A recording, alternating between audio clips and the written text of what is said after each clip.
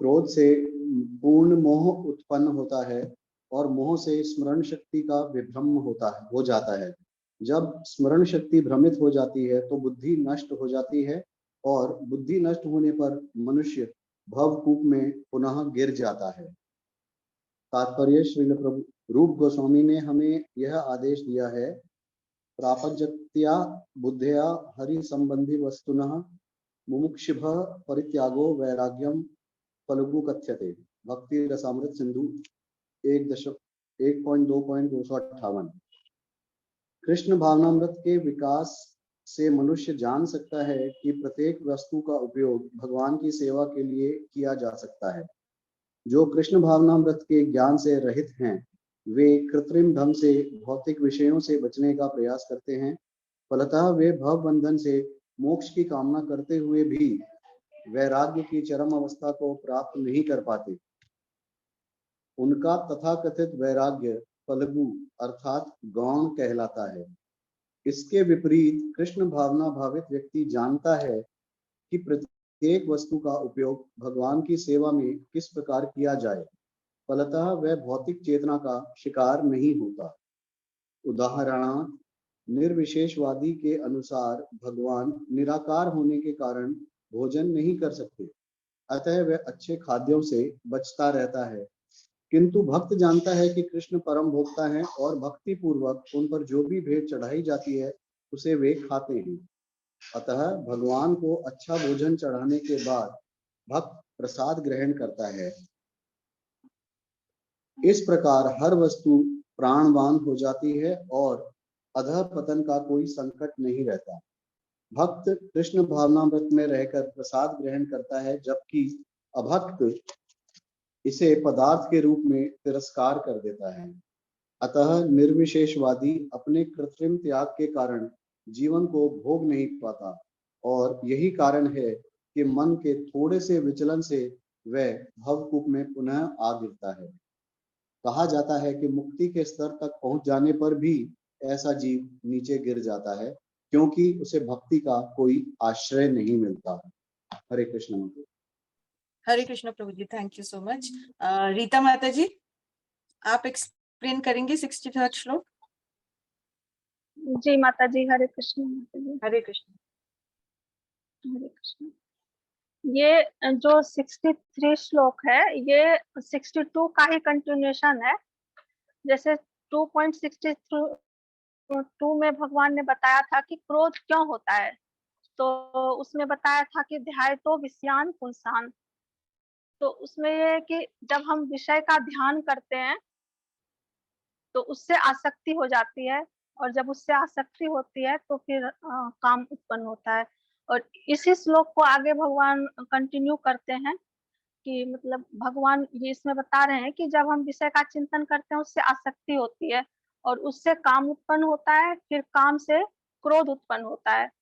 तो यहाँ पे भगवान यही कह रहे हैं, क्रोधात भवति सम्मोह। क्रोध होता है तो क्या होता है कि सम्मोह होता है। सम्मोह मतलब क्या करनीय और अकरणीय का फर्क हमें पता नहीं चलता है, क्या करना है और क्या नहीं करना है इसका ज्ञान नहीं होता। तो जब सम्मोह होता है तो उससे स्मृति विभ्रम होता है।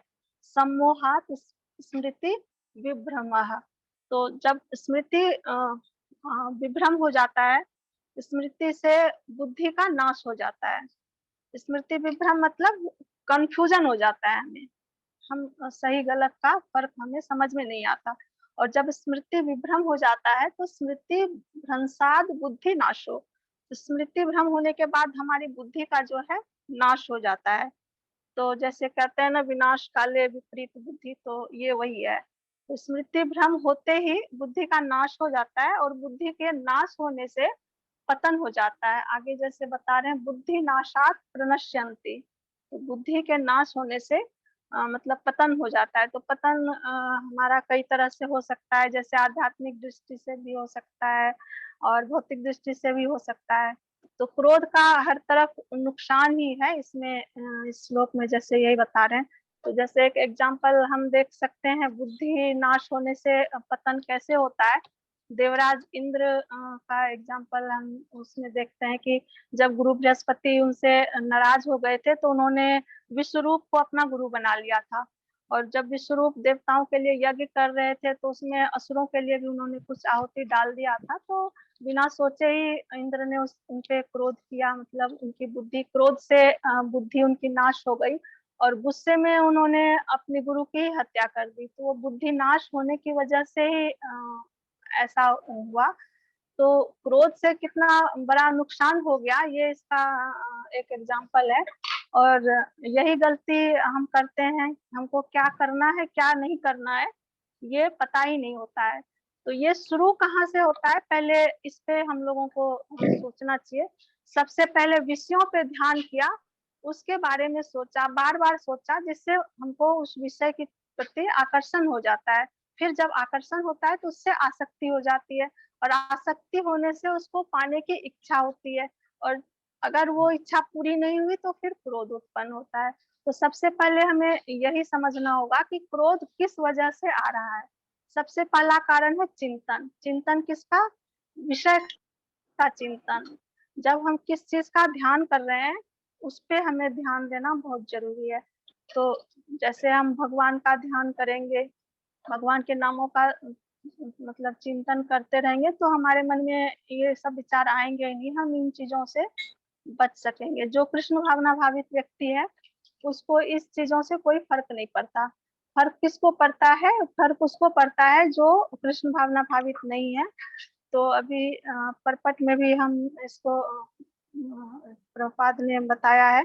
तो जब क्रोध आता है तो उसको अगर हम वही कंट्रोल कर लेंगे ना तो फिर आगे मतलब आगे की जो होती है कहानी वो होगी नहीं। तो जब आसक्ति नहीं होगी, ध्यान ही नहीं होगा तो फिर क्रोध आएगा ही नहीं।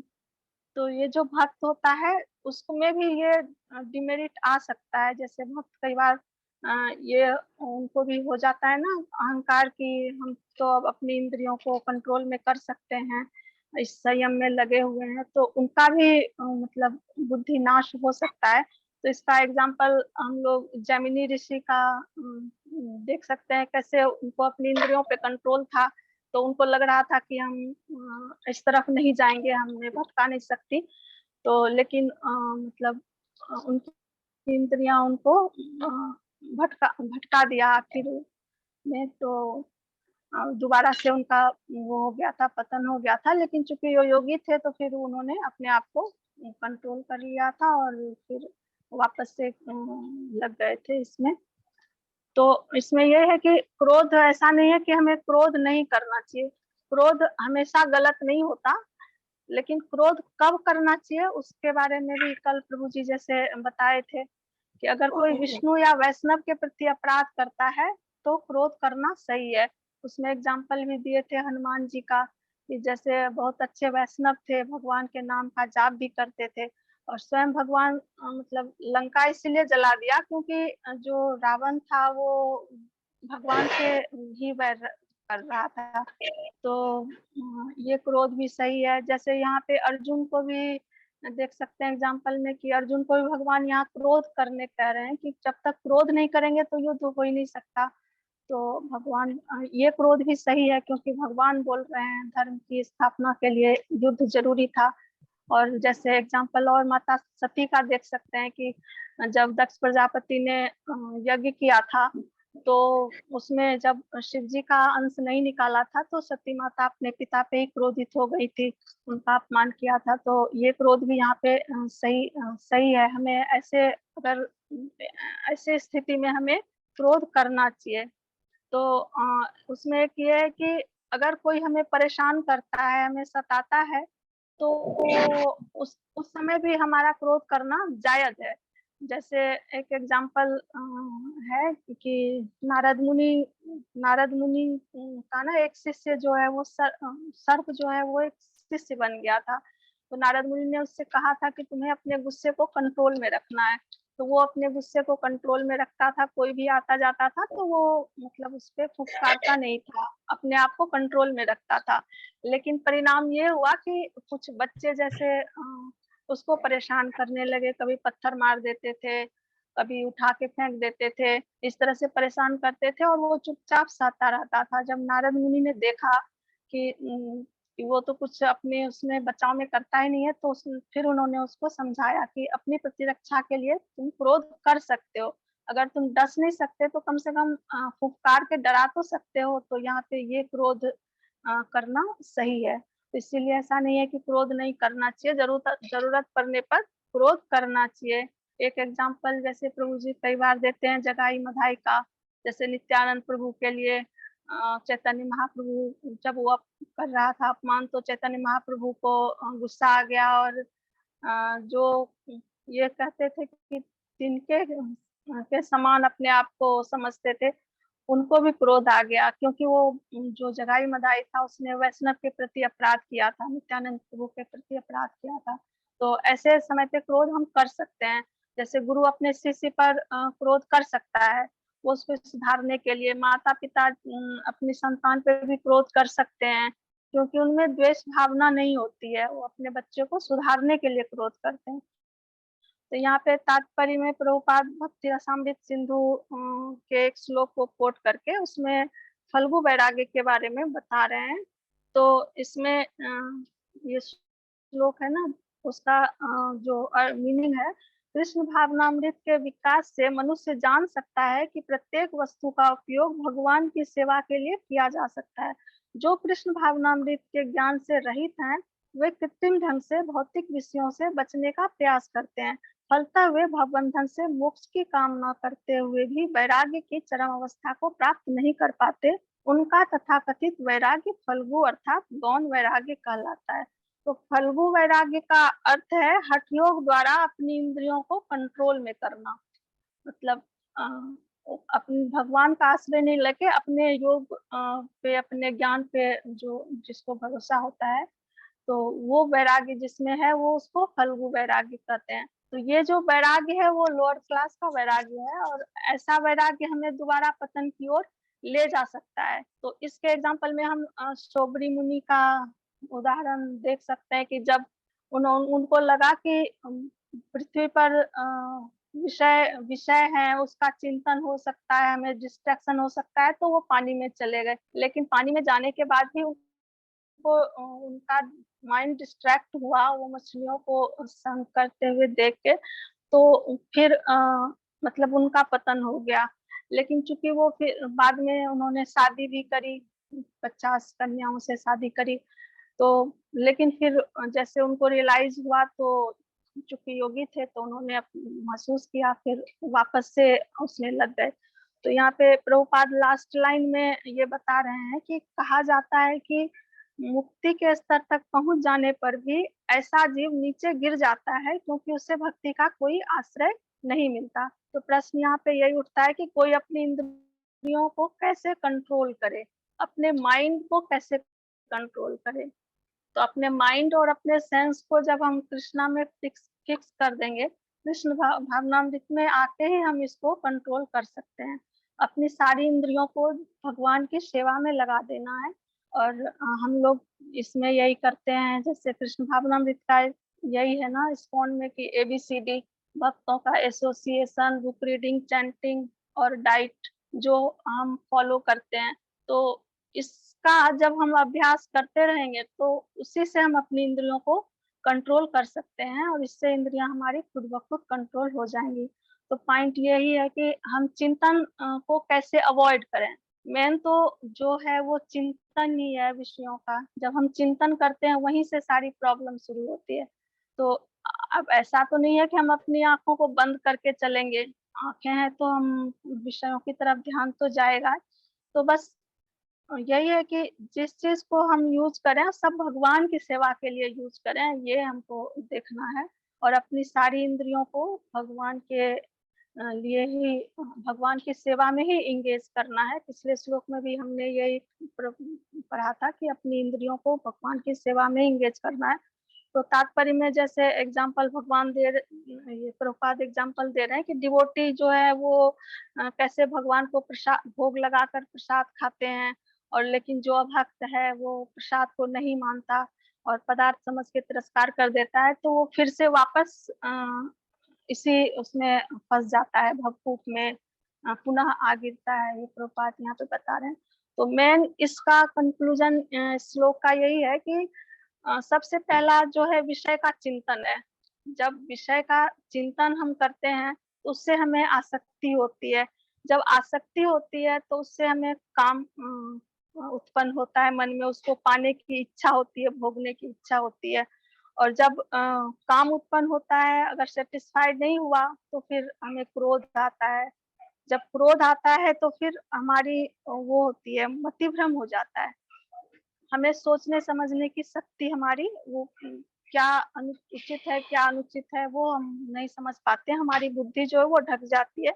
जब ऐसा होता है, मतिभ्रम होने से हमारी जो स्मरण शक्ति है, मेमोरी जो है वो लॉस्ट हो जाती है।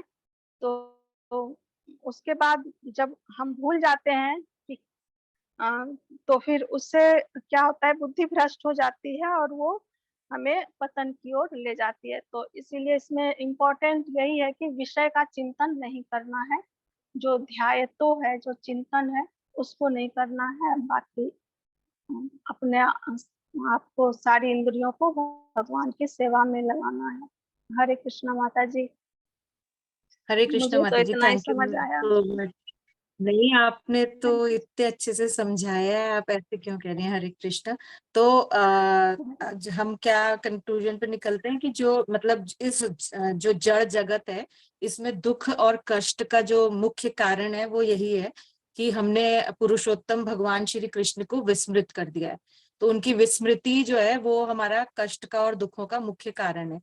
और जब हम अपने नित्य शाश्वत मतलब प्रिय भगवान श्री कृष्ण का संग के संग अपना खोया हुआ जो संबंध है उसे पुनः स्थापित करेंगे, कैसे? उनकी प्रेममयी सेवा में अपने आप को नियुक्त कर लेंगे, और तभी हमारी जो आत्मा है, तभी जीवात्मा को जो है प्रसन्नता मिलेगी।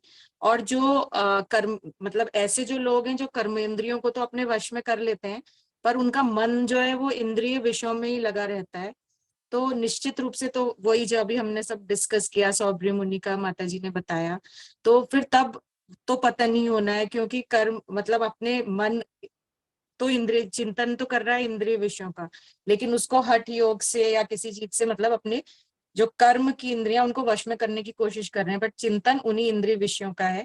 तो फिर उसको मतलब वो धोखा ही है, वो हम अपने आप को खुद को धोखा दे रहे हैं। तो हमें मेन क्या है कि हमें सब कार्य जो है वो भगवान को सेंटर में रख के करना है, और ABCD जैसे माता जी ने बताया, अगर हम वो चारों चीजों को फॉलो करते हैं तो हम अपने आप ही हम भगवान का चिंतन अच्छे से कर पाएंगे। और भगवान का चिंतन जब करेंगे तो हमारा ध्यान भटकेगा नहीं इंद्रिय विषयों की तरफ, हम मतलब इंद्रिय विषय जो हमें अट्रैक्ट नहीं कर पाएंगे, और हम प्रयत्न करेंगे कि हम अपना जो हमारा ओरिजिनल संबंध है हम उसको पुनः स्थापित कर पाए। हरे कृष्णा। राजश्री माता जी, आप भी थोड़ा एक्सप्लेन करेंगे। हरे कृष्ण माता जी, thank you so much Rita माता जी, आपने बहुत अच्छे से एक्सप्लेन किया, और चीजें एग्जाम्पल के साथ जब आती है ना तो बहुत इजीली दिमाग में उतर जाती है। तो बस इतना कह सकते हैं कि सबसे पहले तो ये शरीर हमारी जो आत्मा जिसमें रहती है वो क्या है, शरीर। और शरीर बना किससे है, तो इंद्रियों से। और इंद्रियों को संचालित कौन करे, तो मन। और मन के अंदर क्या चलता है, तो चिंतन। अब वो चिंतन क्या करवाता है, उसी पे ये दो श्लोक आधारित है कि चिंतन से क्या हुआ, इंद्रियों का जब हम चिंतन किया तो हमारे अंदर आसक्ति। हम मान लो कोई भी एक चीज को देखते रहते हैं, सोचते रहते हैं, तो हम उसमें आसक्त होने लगते हैं। और जब आसक्त होने लगते हैं तो हमारे अंदर कामना उत्पन्न होती है उसको प्राप्त करने की। जब वो प्राप्त करने की कामना उत्पन्न होती है तो हम क्या करते हैं, प्रयास में लग जाते हैं उसको पाने के प्रयास में। पर जब ये प्रयास सफल नहीं होते, हमारी जो कामना है वो तृप्त नहीं होती, यानी कामना है वो पूरी नहीं होती, तो क्या हो जाता है, क्रोध उत्पन्न होता है। अब ये क्रोध उत्पन्न हुआ तो क्या होगा, तो क्रोध से क्या होगा, क्रोधा भवति सम्मोह। जब क्रोध उत्पन्न होगा तो हमें सम्मोह होगा। सम्मोह मतलब कि क्या सही है क्या गलत, यानी मेरे मन का जो संचालन है ना, नियंत्रण है, वो मेरे बस से बाहर हो जाएगा।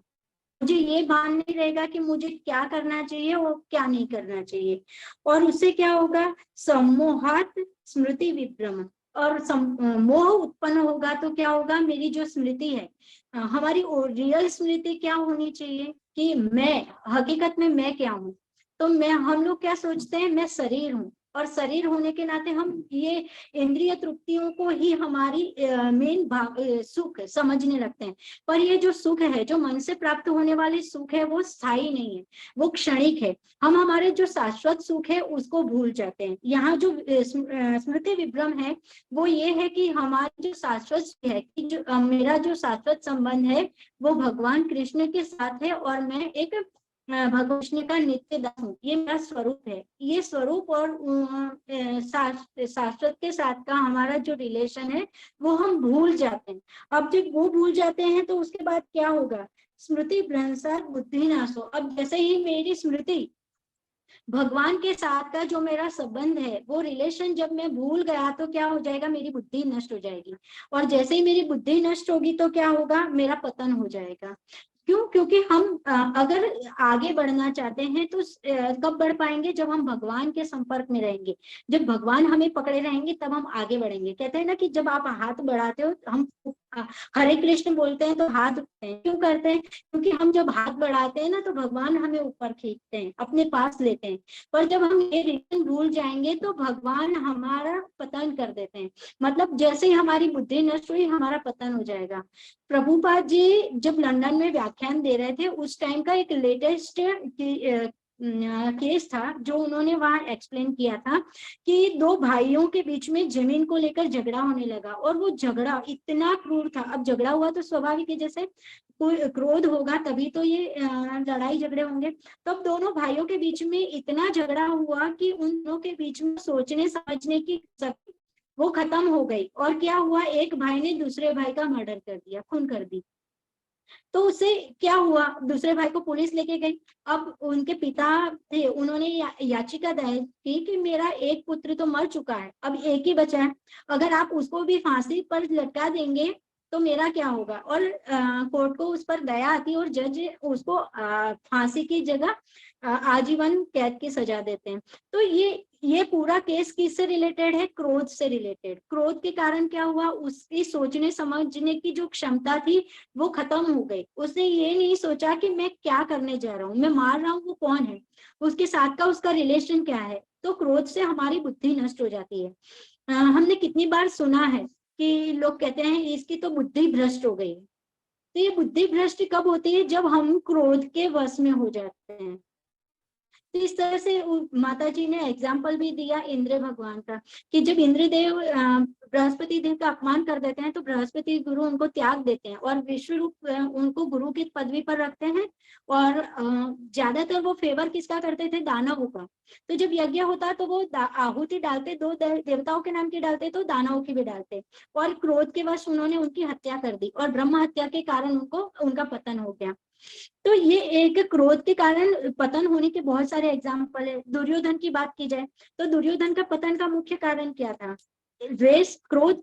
क्रोध के कारण उसकी बुद्धि नष्ट हो चुकी थी, सही क्या गलत क्या उसकी विवेक शक्ति ही नहीं थी।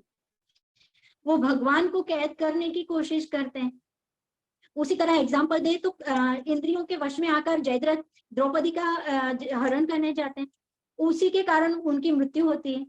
क्योंकि जब हमारे अंदर इंद्रिय वासना भड़कती है, उसी बात हमें उसको पाने की इच्छा पैदा होती है। और जब वो पूरी नहीं होती तो कहीं कहीं क्रोध आता है, और द्वेष, वो क्रोध है वो द्वेष में परिवर्तित होता है, और वही द्वेष हमें मृत्यु तक, पतन तक लेके जाता है। तो ये पतन के बहुत सारे एग्जाम्पल है। यहाँ पर इस पतन से हम कैसे बच सकते हैं, उसके लिए प्रभुपाद जी कहते हैं उसके लिए आपको साधु संग करना पड़ेगा। हम ये सोचे कि मैं अकेले अपने बल पर, आत्मबल पर भगवान को प्राप्त कर लूंगा या अपनी इंद्रियों को नियंत्रित कर लूंगा, तो ऐसा संभव नहीं है। यहाँ अपने तात्पर्य में प्रभुपाद जी भी बता रहे हैं कि फल्गु वैराग्य, फल्गु वैराग्य मतलब जो ऐसे ही जो ब्रह्म अपने आप के बल पर इंद्रियों को नियंत्रित करने की जो कोशिश करते हैं, ऐसे लोग। पर जो प्रभुपाद जी के गुरु थे भक्ति सिद्धांत सरस्वती ठाकुर, उन्होंने एकांत में कीर्तन और स्मरण करने का भी किया हुआ है। क्यों? क्योंकि आप जब अकेले अपने बल पर अकेले बैठकर जब नाम जप करते हो या कीर्तन करते हो तो आपके मन में विषय वासनाएं भड़क सकती है। तो कभी भी आपको अकेले भगवत नाम का स्मरण भी नहीं करना चाहिए या अपने बल पर इंद्रियों को वश में या नियंत्रित करने का, दबाने की कोशिश भी नहीं करनी चाहिए। हमें हमेशा अपने गुरु का आश्रय लेना चाहिए। जब हम साधु संग करते हैं, गुरु के आश्रय में रहते हैं, डिवोटीज एसोसिएशन का संग करते हैं, तो हम अपने मार्ग से च्युत नहीं होंगे। क्यों नहीं होंगे? क्योंकि हमें बार बार हमारे मन में जो विचार बार बार आते हैं, क्यों? हमारे मन का क्या काम क्या है? बार बार विचारों में उलझना। पर जब हम साधु संग करेंगे ना, तो हम एक विचार को पकड़ेंगे नहीं। हमारे मन में विचारों की आने की प्रक्रिया है, वो नेचुरल है, और विचार है वो आते रहेंगे। पर तकलीफ कब होगी? जब हम किसी एक विचार को पकड़ के उसमें आसक्त हो जाएंगे, बार बार उसका चिंतन करेंगे।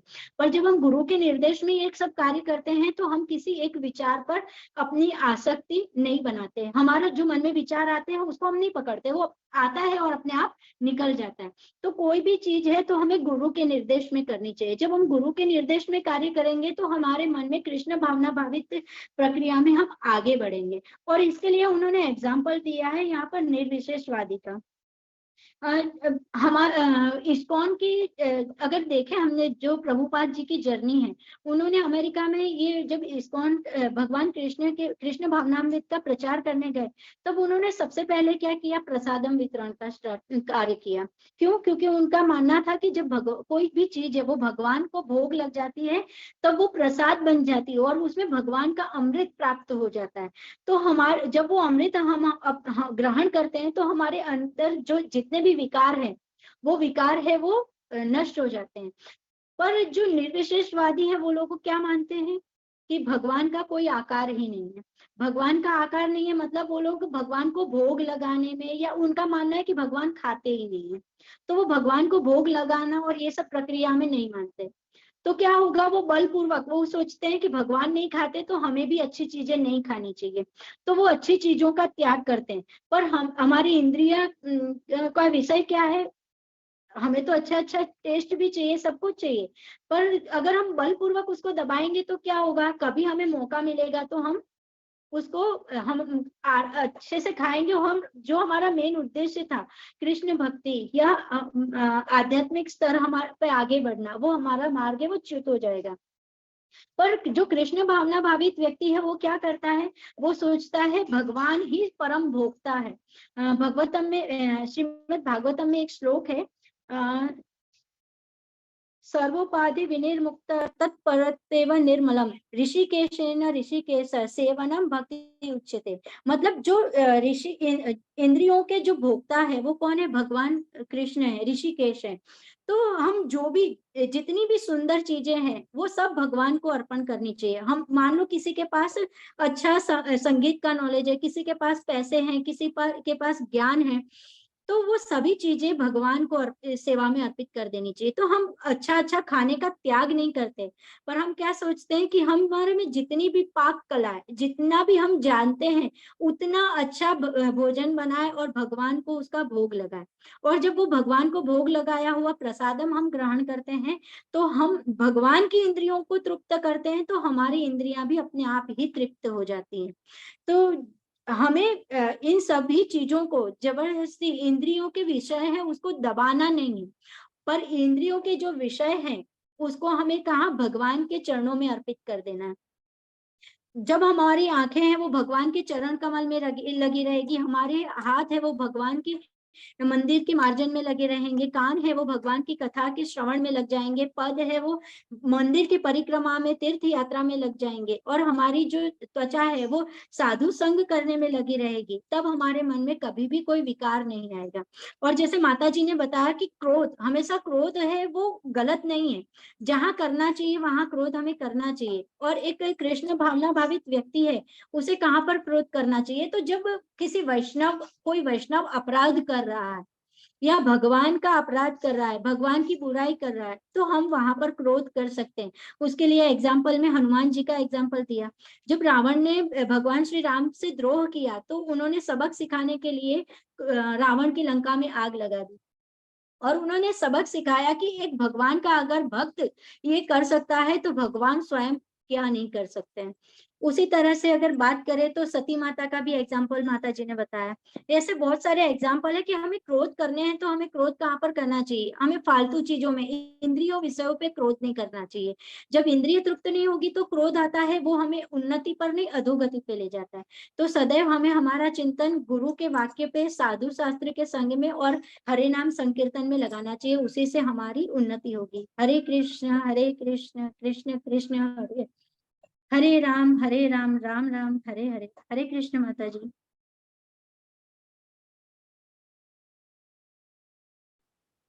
हरे कृष्ण माता जी, थैंक यू सो मच।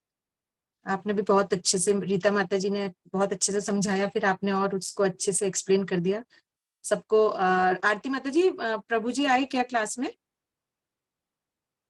जी प्रभु, हरे कृष्णा। जी माता जी हैं प्रभु। प्रभु जी आ हरे गए? कृष्ण प्रभु जी, हरे कृष्णा प्रभु जी। आ चुके हैं माता जी। हरे कृष्णा प्रभु जी, दंडवत हरे प्रणाम। कृष्णा। दंडवत दंडवत प्रणाम। हरे कृष्ण प्रभु जी, दंडवत प्रणाम प्रभु जी। हरे कृष्णा प्रभु जी। सभी को हरे सभी को कृष्ण हरे दंडवत कृष्ण। प्रणाम। सॉरी माता जी, मैं लेट हो गया, एक्चुअली मैं वृंदावन में हूँ अभी, और यहाँ पे नेटवर्क भी इतना अच्छा नहीं है। फिर भी आपने ये श्लोक नंबर 2.63 किया है ना? जी प्रभु जी, जी प्रभु 2.63 जी, 63। 63 ना, ठीक है। हाँ, 10 मिनट इसको थोड़ा सा समराइज कर लेते हैं। बाकी तो आपने, रीटा माता जी और राजश्री माता जी ने को अच्छे से एक्सप्लेन कर लिया होगा, तो कुछ पॉइंट्स इसको हम डिस्कस कर लेते हैं, ठीक है। नमो विष्णुपदाय कृष्ण पृष्ठतले श्रीमते भक्ति वेदांत स्वामी इति नामने नमस्ते सरस्वती देवे गौरवाणी प्रचारणे निर्विशेष शून्यवादी पाश्चात्य देशतारणे जगत गुरु श्री प्रभुपाद की जय।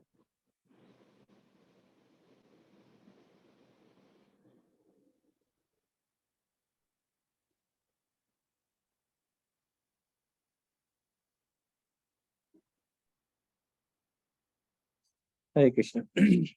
तो कल हमने श्लोक 2.62 किया था, और उसमें उसी का एक्सटेंशन है 2.63, है ना। 62 जो था, उसमें ध्यायतो विषयान पुंसा संग तेषु उपजायते संग संजायते कामा काम क्रोध अभिजायते, है ना। विषयों का चिंतन करते हुए क्या होगा? चिंतन से आसक्ति उत्पन्न होगी, है ना। और आसक्ति होगी तो फिर उससे क्या होगा? काम, आसक्ति से काम पैदा होगा। और जब काम की पूर्ति नहीं होगी तो फिर क्या आएगा? क्रोध आएगा, है ना। और क्रोध से आगे क्या होना है वो इस 2.63 में बता रहे हैं। तो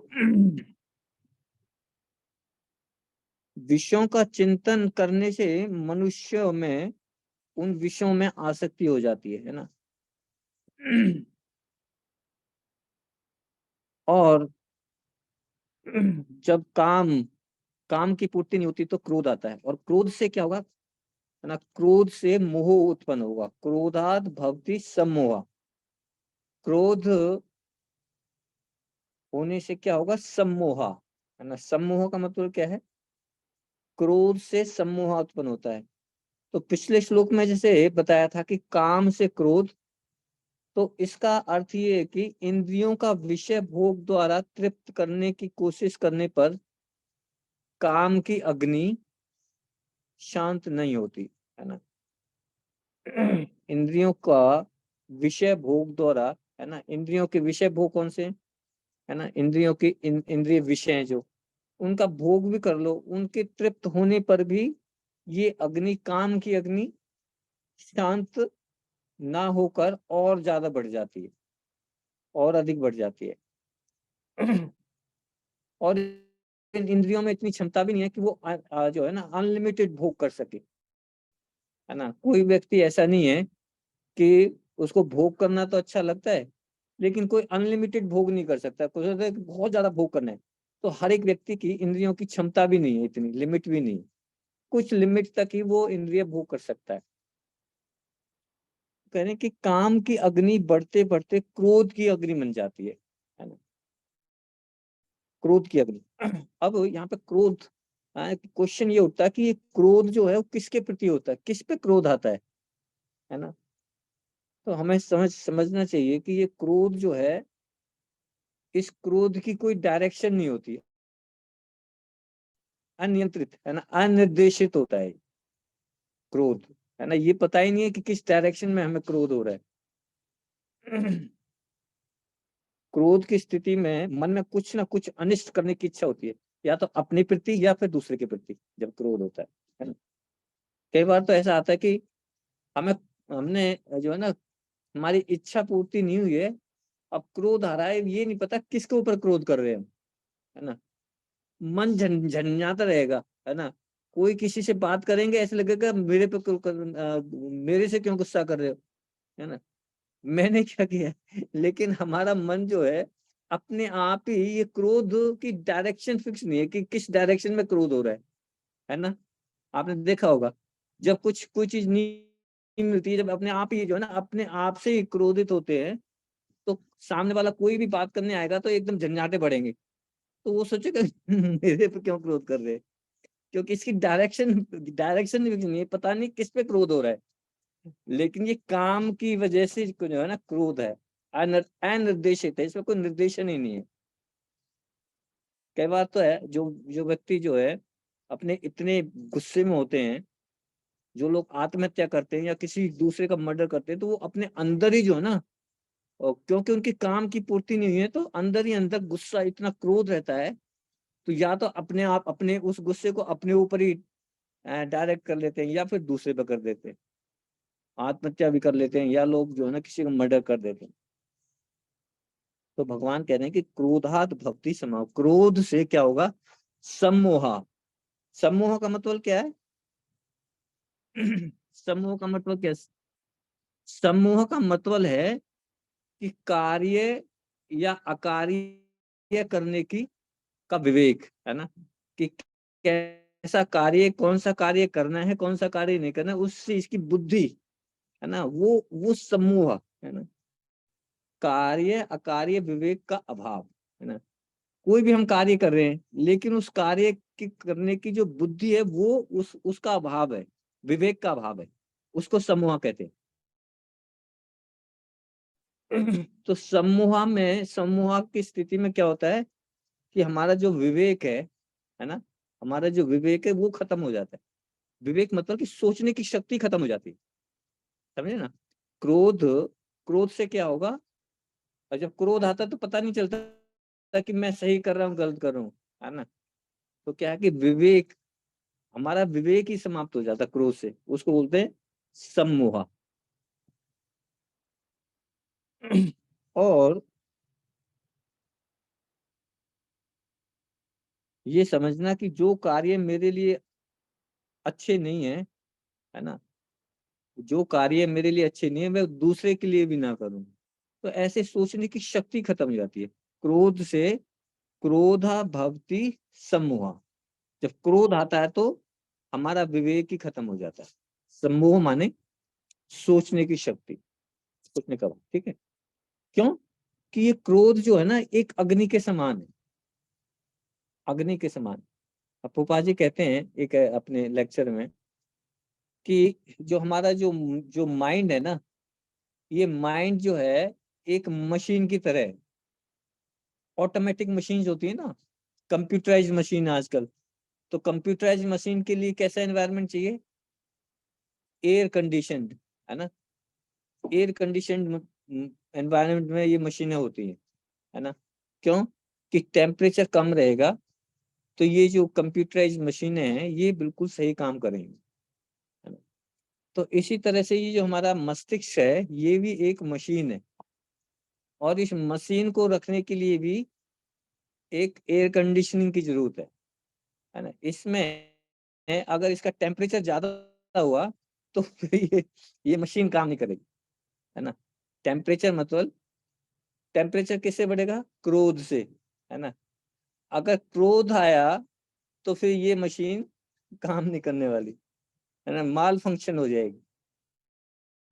जैसे एयर कंडीशन, जैसे ऑटोमेटिक मशीन है, अगर टेम्परेचर बढ़ जाता है तो फिर वो अलग अलग तरह से सही तरह से फंक्शनिंग नहीं होती। ऐसे ही इस मस्तिष्क की भी, इस मस्तिष्क के अंदर जो अग्नि है वो भी शांत रहनी चाहिए। अगर वो अग्नि, अग्नि कौन सी, क्रोध की अग्नि अगर जलती रहेगी तो फिर ये काम नहीं, ये काम करना ही बंद कर देगा, है ना। जो विवेक है, मस्तिष्क से तो हम सोचते हैं ना, विवेक कौन सा कार्य करना है, कौन सा नहीं करना।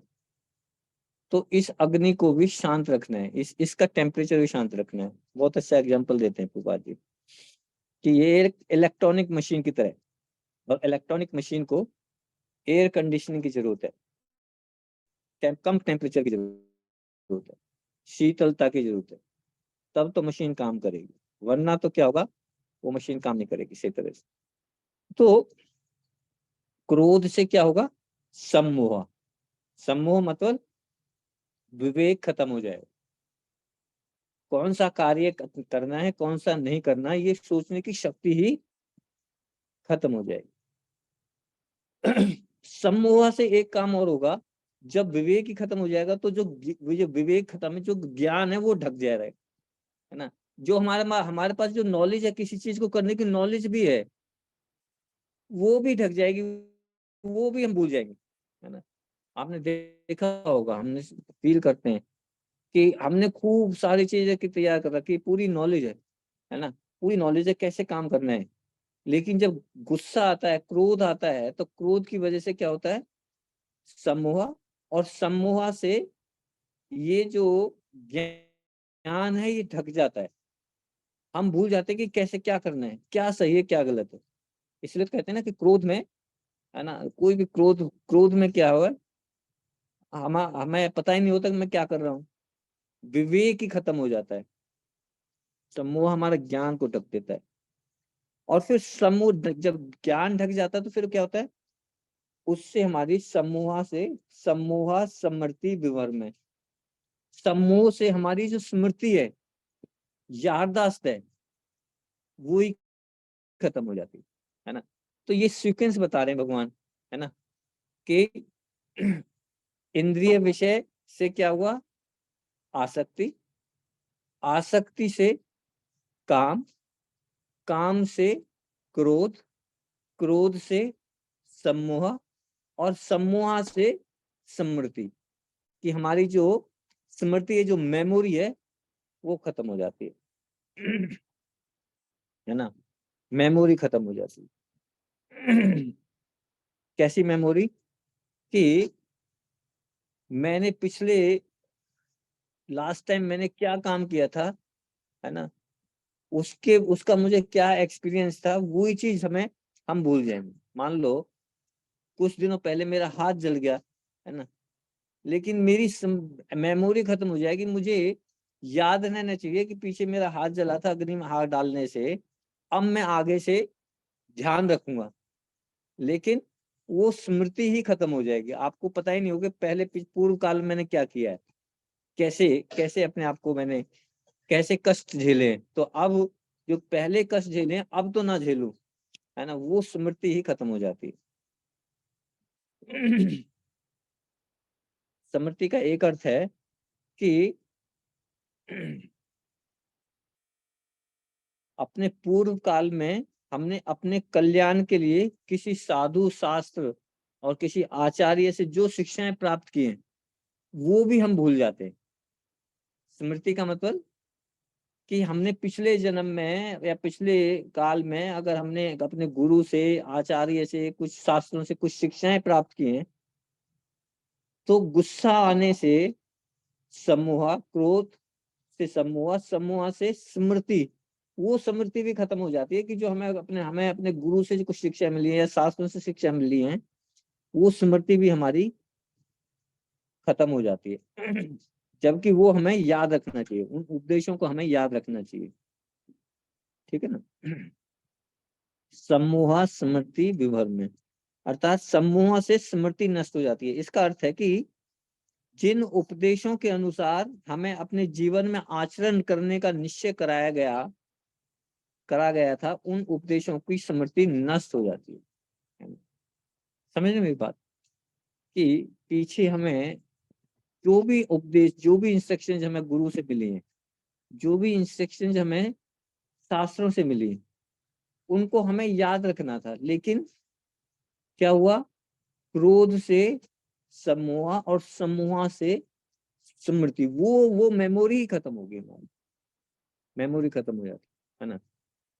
और फिर क्या होता है, अरे यहाँ पे एक भागवतम का एक श्लोक, एक एग्जाम्पल बताते हैं कि ये जो स्मृति है ना, जब बच्चा माँ के गर्भ में होता है, तो बता रहे हैं कपिल भगवान माता देवती से बताते हैं कि शिशु को, जब शिशु अब माता के गर्भ में होता है, तो उसको बताते हैं कि 100 जन्मों के, पिछले 100 जन्मों के कष्टों का स्मृति आती है उसे। पिछले 100 जन्मों में कितने कष्ट भोगे हैं उसने, वो सारा याद आता है उसको, बच्चे को, है ना। इसलिए कहते हैं कि जो जन्म है, वो जन्म भी क्या है, बहुत बड़ा प्रॉब्लम है ना। तो उस समय पे जो 9 महीने में बच्चा रहता है ना पेट में, तो बताते हैं भगवान कि 100 जन्मों में क्या क्या कष्ट भोगे हैं उसने, वो सारे उसे याद आते हैं ना। तो अगर मेमोरी भी, स्मृति ज्यादा, बिल्कुल ज्यादा स्मृति भी अच्छी नहीं है। इसलिए तो जैसे ही बच्चा बाहर आता है, माँ के पेट से बाहर आता है, तो फिर वो उस चीज को भूल जाता है। वरना तो क्या होगा, अगर वो भूलेगा नहीं तो फिर क्या है, वो कुछ भी इंजॉय नहीं कर सकता। वो पिछले जन्मों के बारे में, कष्टों के बारे में सोचता ही रहेगा कि मैंने क्या क्या किया था, है ना। तो स्मृति, समूह से स्मृति, और स्मृति से स्मृति भ्रष्ट होने से फिर क्या होगा, स्मृति भ्रंशात बुद्धि नाश हो। स्मृति खत्म होने के बाद फिर हमारा जो बुद्धि का नाश हो जाता है, हाँ? बुद्धि नष्ट हो जाती है, बुद्धि ही नष्ट हो जाती है। अब बुद्धि कौन है,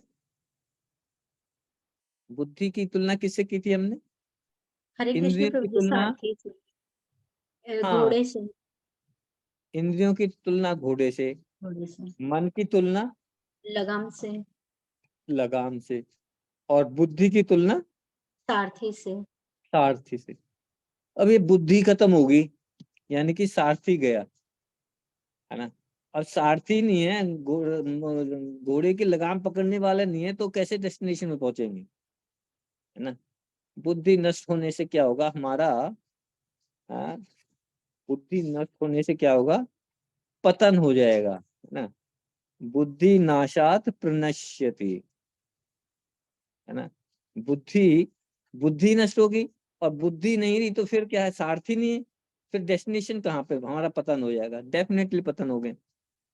तो इस श्लोक में क्या बता रहे हैं भगवान कि क्रोधात भवति समूह, समूह स्मृति विभर्म, स्मृति भ्रंशाद बुद्धि नाशो, बुद्धि नाशात प्रणश्यति, है ना। क्रोध से समूह उत्पन्न होगा, समूह माने विवेक, यानी कि क्या कार्य करना है, क्या कार्य नहीं करना, उसको करने की विवेक ही खत्म हो जाएगा। और उस विवेक खत्म होने से क्या होगा, स्मृति, नेक्स्ट है हमारी मेमोरी खत्म होगी, है ना। पीछे हमने क्या किया है, कौन सी इंस्ट्रक्शंस दिए हमें गुरु ने, शास्त्रों में से हमने क्या सीखा है, ये सारी मेमोरी हमारी वॉश आउट होगी। स्मृति खत्म होने के बाद क्या होगा, बुद्धि नाश हो, बुद्धि का नाश हो जाएगा, है ना। बुद्धि, अब बुद्धि तो मेन है, बुद्धि के द्वारा ही तो हमें अपने डेस्टिनेशन तक पहुंचना है। और जब मेरी बुद्धि खत्म होगी, मेरा सारथी नहीं है, तो फिर हमारा क्या होगा, बिना सारथी के अगर रथ चल रहा है, रथ चले जा रहा है बिना सारथी के, तो क्या होगा अल्टीमेटली किसी ना किसी गड्ढे में गिरना ही है उसे, है ना, पतन हो जाएगा, है ना। भगवान ये कह रहे हैं कि बुद्धि नाशो प्रणश्यति, बुद्धि नाश होने पे हमारा पतन हो जाएगा। तो ये जो 2 श्लोक थे 62 एंड 63, बड़े इंपॉर्टेंट है, दोनों इंटरकनेक्टेड है ना, एक ही सीक्वेंस है। ठीक है माता जी, यहीं पे फिनिश करते हैं।